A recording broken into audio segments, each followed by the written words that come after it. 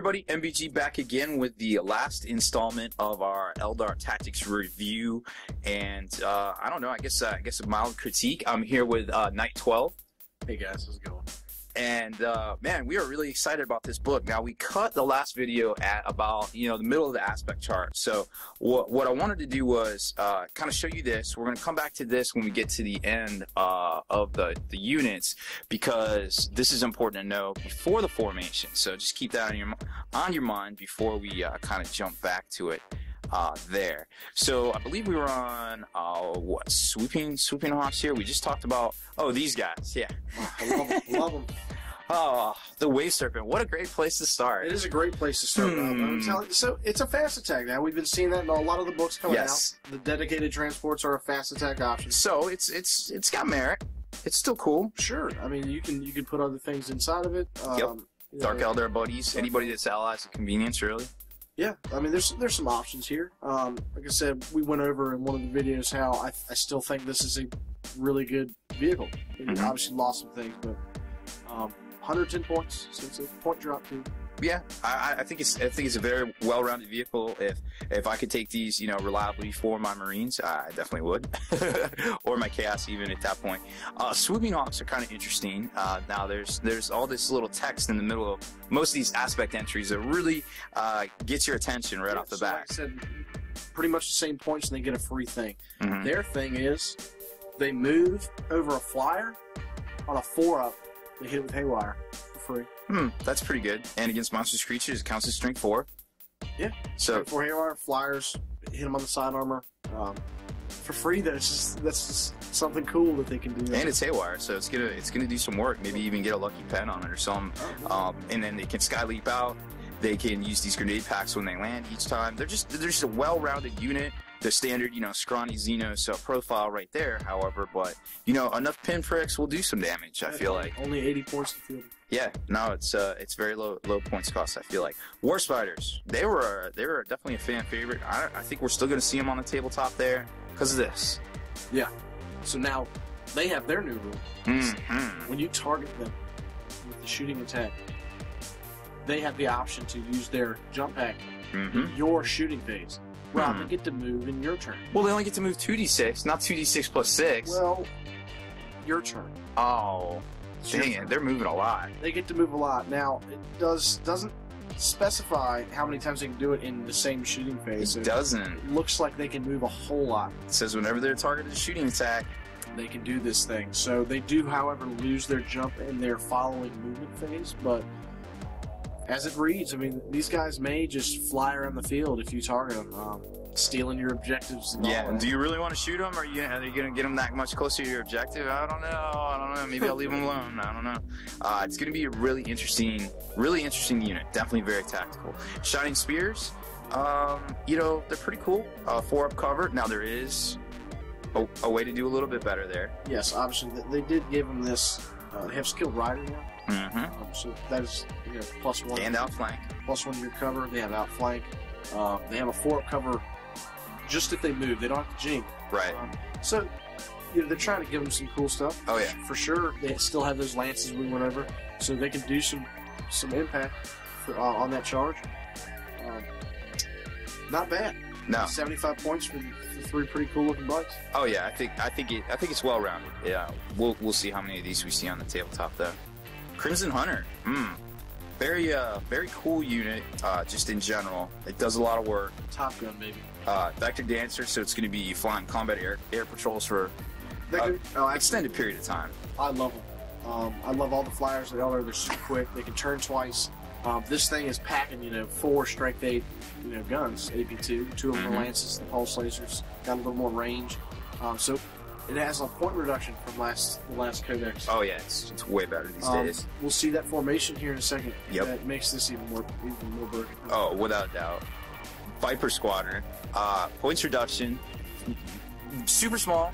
Yeah, we were talking about that, right? Yeah. Like, you can hide this. Now, you're going to see that they're mandatory to take in some of these detachments. Right. So you're going to have Viper here and there. If you told me I had to take this and I had to put 2 shuriken cannons on it, I'd be like, that's fine. Whatever. Yeah, I can do work with that. Some strength 6 with dirty rending. I like that.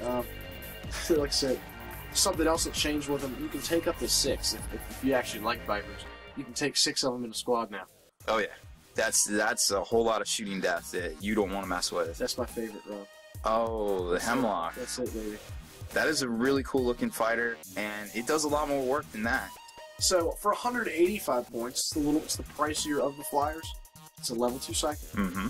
It doesn't come with powers like it did before. Now it's a roll, Rob. Oh, that's okay. So that means if you roll all on telepathy, you're getting that Psychic Shriek. Psychic Shriek is going to be great on this because of that Mind Shock pop. Yep. Your -2 leadership. If you're close to this thing, it's 12-inch range, 18 inches for the Psychic Shriek. The math that is there for you to Psychic Shriek things out of existence. Just think of all the flying monstrous creatures, even bugs. You can knock anything that flies out of the air with this thing. Oh yeah, this thing can definitely do work. As long as you have Skyfire, you can put plates on flying monstrous creatures. Absolutely. Now it does have 2 heavy D sites as well, so it's got the smaller destructors. Oh no, they're not real D. They're the -1 on the chart. But hey, they're small blasts. They can do some damage. They're no joke. This thing is no joke. Yeah, I definitely think, and with Harlequin shenanigans as well, it definitely bears a second look, perhaps, this go around. So Dark Reapers, still the Billy Badasses of shooting. Now they got a little bit better here. Of course, the XR can shoot more, but this here, where they can reroll failed hits against stuff going super fast, and then also the Reaper Rangefinder also does work with that too. So pretty good for 75 points. Lots of shots, heavy support choice right there. I feel like they're still pretty well rounded. This guy, well, all about. I'm not saying it's the greatest thing, but no. It's the cheapest D weapon in the game. Yes. And that is the real D, Rob. Yeah. 24-inch range on this thing. It's 55 points to get a small blast. For just one. And it's Barrage. Oh, yeah. Barrage D. You can just snipe some people out with this thing. Yep. So you can take, 3 of them in the squad. They get to move. They have battle focus. You can get some range on them. You can try to protect them. I mean, you're going to see these out there. Oh, yeah. For sure. I definitely look forward for these guys being on the tabletop and playing accordingly with your battle plan. Falcons has always been a pretty good vehicle in the past. It's been nigh invincible. Still, it's pretty well toned down now. Got the Pulse Laser that does, Strength 8 AP2, 2 shots. Now, they got this Cloud Strike special rule here, which, I think is pretty good, the ability to jump out of that thing with some troops. Now, it's a trick for sure. Oh, yeah. And that's an expensive trick. They're making you take 3 Falcons in a squad. Oh, there's a reason for that. Oh, well. I mean, most old Eldar players have 3, so I don't even feel bad. I know I did, and I sat around for an extra couple of years. But I think it's a good choice to take. Fire Prisms as well. And keep in mind, too, all of these new heavy support vehicles, you can field in 3s. They all get benefits from having more in there. Yeah. As you can read, like the Fire Prism's AP goes down. Yep. The strength goes up, all that. Monofilament stacks, so there's all sorts of cool stuff. You just kind of have to plan for what you want to do with your battlefield role. Warwalker's a little disappointing. I love these things. They're so cool looking. They didn't really change much. They didn't change at all. If you used them, you can still use them. They just lost the laser lock from the Scatterling.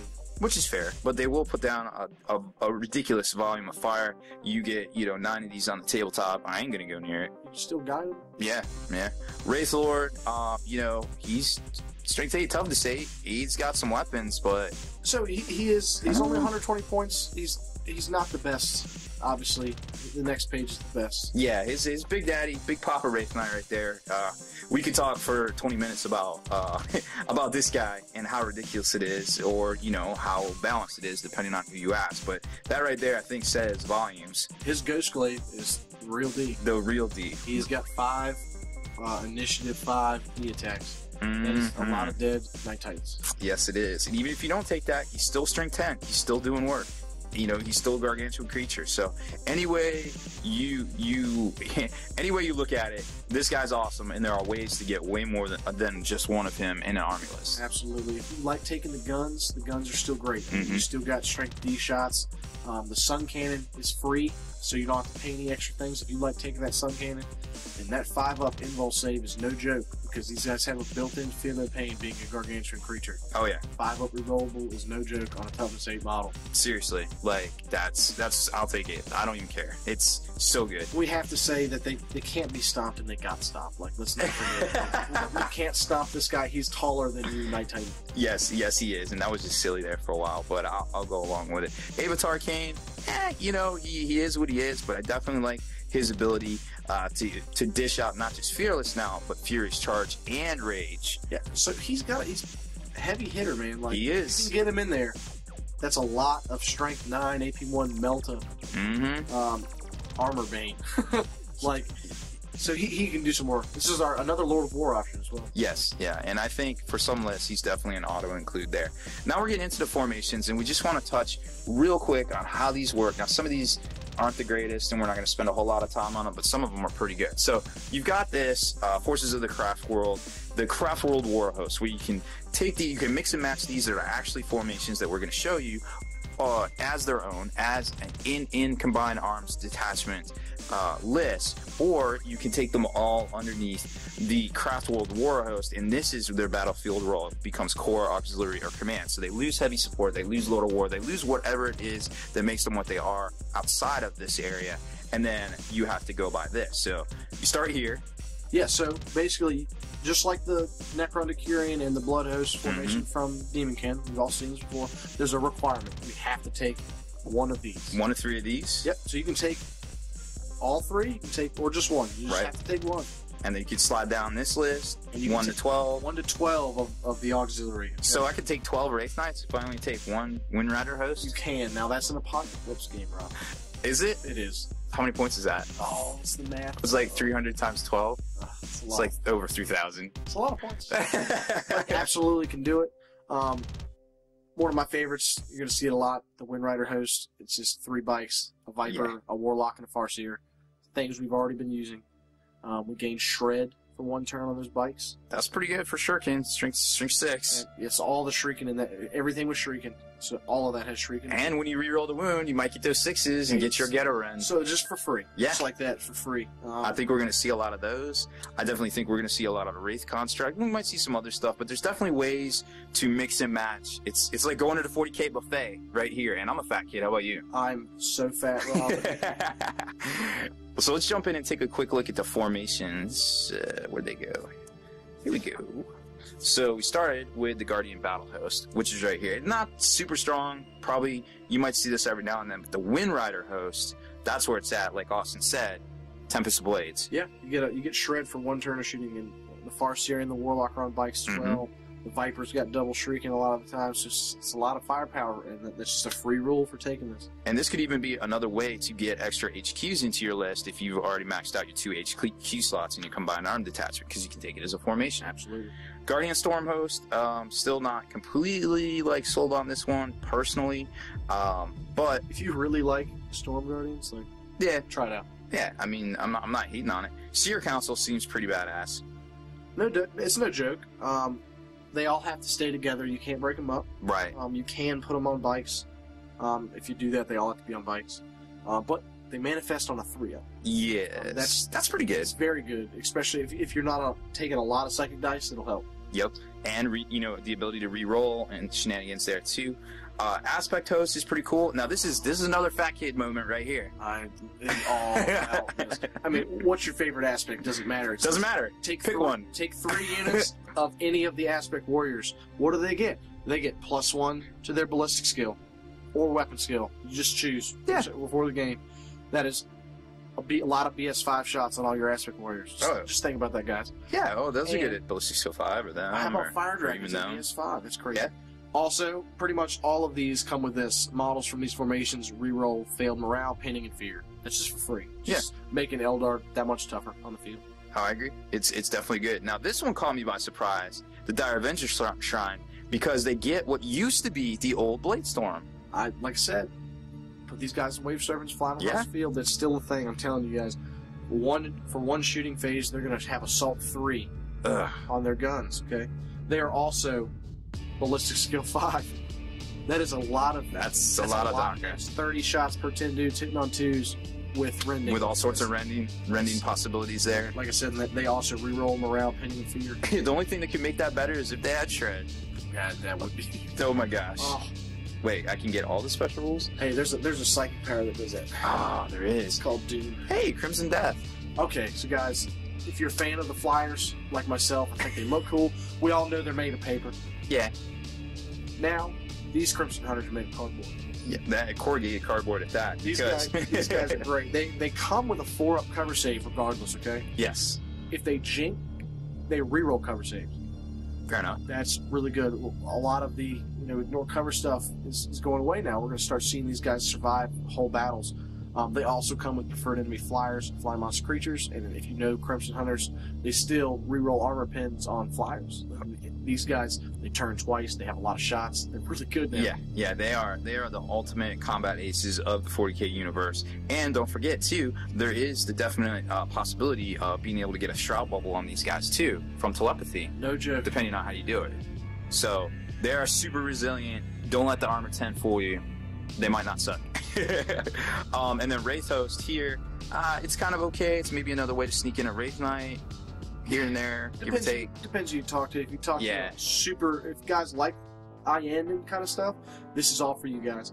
Basically, that Spirit Seer is a beast. Anybody within 18 inches of him, your whole army here rerolls to hit. Yeah, the Spirit Mark. That's a combat and shooting. That's a lot of D shots rerolling to hit. Oh yeah. Bye-bye flyers. And they have, more importantly, battle focus. Yes. If you like the D-Scythe Flamers, yes, they're not real D, but when you can hop them out of a Wave Serpent and run and shoot, they are no joke. They've been working out. They're ready to sprint. They're ready to do their part for the Eldar Craftworld there. So that is the end of our little tour of the Eldar book. It's a big book. I appreciate you guys. It is. We broke that down into 3 videos. I mean, this thing retails for $60. It's 160 pages. One of the most beautiful books Games Workshop has ever put out, in my opinion. I mean, it's amazing stuff. Definitely check out my first video review where I showed you a lot of these pictures. Just a fantastic looking book. It's totally worth picking up, even if you don't even play Eldar. It's just a great tone, even if you don't even play 40k anymore. It's great looking stuff here. So that's about it for this one. Thanks for joining me on this fantastic Eldar voyage, Austin. Yeah, no problem, bro. I know how much you love these guys, so I couldn't think of anybody else to get on here that was more excited that I knew personally here in the area. So if you haven't already done so, make sure you subscribe to this YouTube channel. Check out the blog, spikybitsblog.com. And if you haven't already done so, head on over to the Long War. That's where the battle reports live. For exclusive content and early access videos, become a veteran of the Long War